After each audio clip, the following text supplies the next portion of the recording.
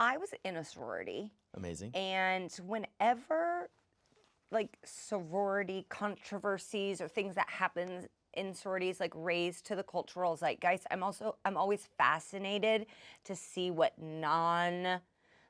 former Greek members think of it, because this letter to me is very on par with things that were said constantly. Like the only thing I think she did wrong is leaving a paper trail.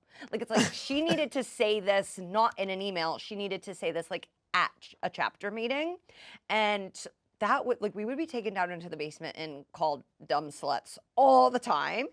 And then when like even now you'll still see these TikTok videos from like Alabama Rush, and all the like girls are doing the dance and stuff, and people were like, "This is insane," and I'm like, "Oh yeah, you don't know it's crazy when you're doing it until you step out and be like, oh yeah, this is crazy to most people." Where was sorority life for you? Like, where did you go to school? I went to Purdue University, Amazing. which has it's a massive like student population. It's like over 30,000 kids. It has a massive Greek community, and I don't mean like feta cheese, you know? Yeah. When I'm saying Greek, I mean culture. Yes.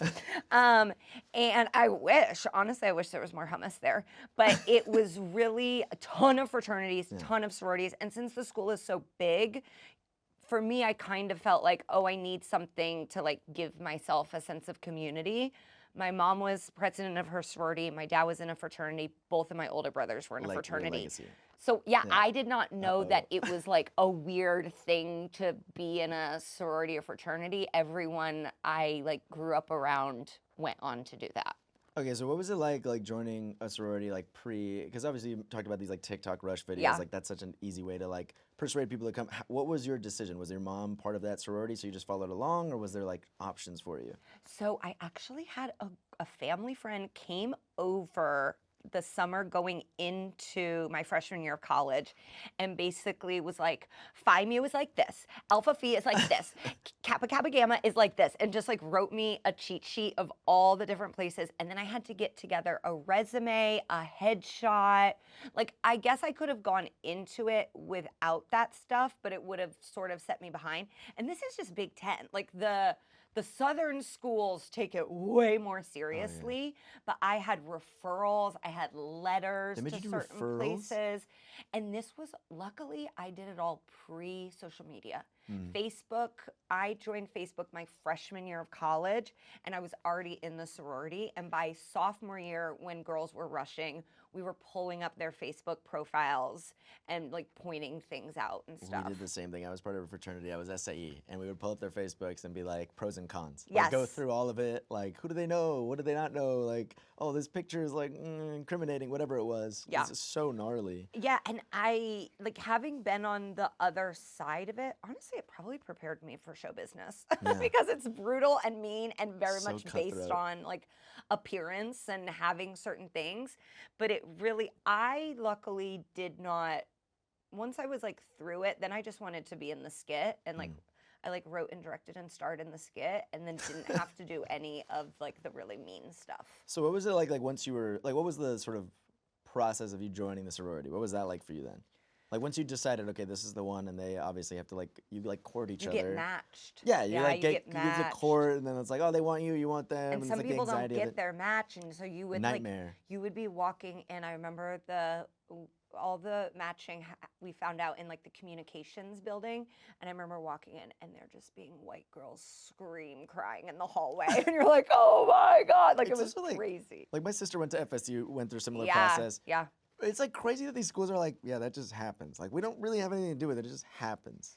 I'm It's sure like it's so toxic. I'm sure it's different now, and I do think because like I was going to insane frat parties that like Shaggy was performing at. You know, like That's they would insane. definitely. I mean, listen, these are A-listers, okay? But there were certain like sort of like marquee events, which I do think is what this letter is talking about. Like it sounds like they're paired with SNU for something. Yeah. Sigma Nu?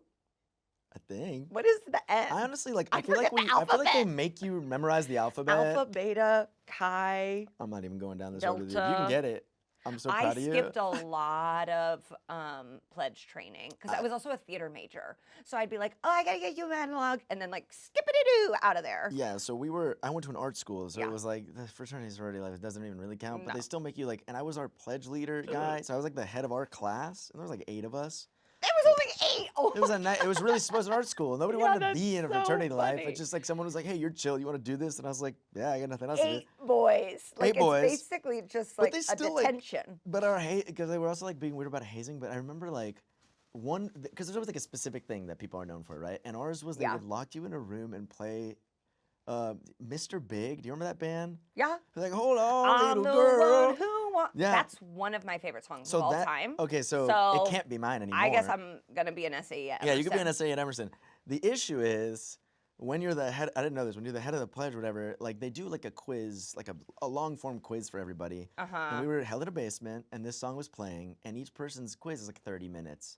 And I think there was like 8 or 9 of us. So I was in there listening to that song on repeat for about 4 hours.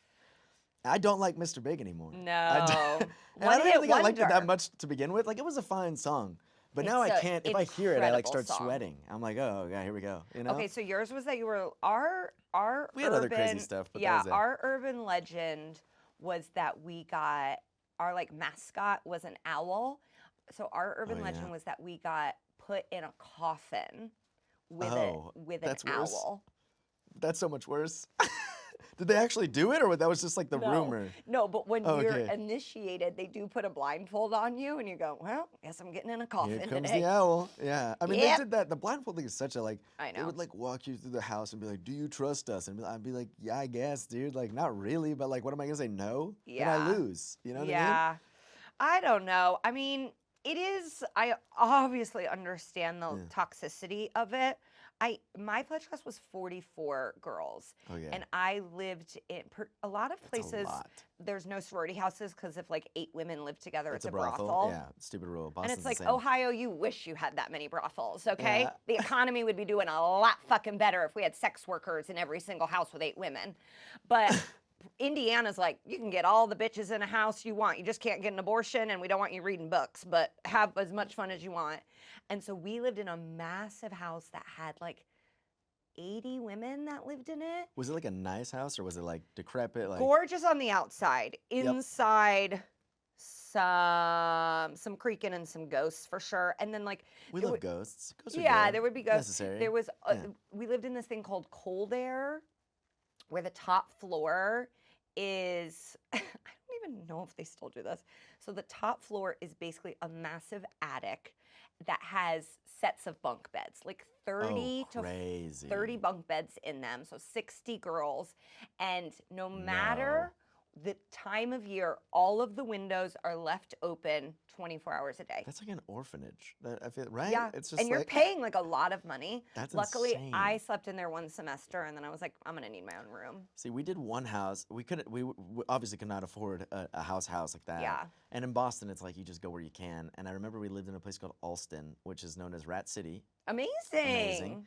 There was 10 of us in a house. 3 of us lived in a hallway. Like they just would like put something in the hallway and sleep. And there was a giant hole from the kitchen into the basement, and you could see directly down into the basement. And if we had too many people, the floor would bend. Terrible place. Okay, ours was nicer than Yours this. is way better. Now I The 60 feel bad. people in one space, spooky. But Yes. falling through your ground, maybe worse. No, cold air, very, very spooky. Yeah. But I hightailed it out of there. Some Yeah. girls really liked it.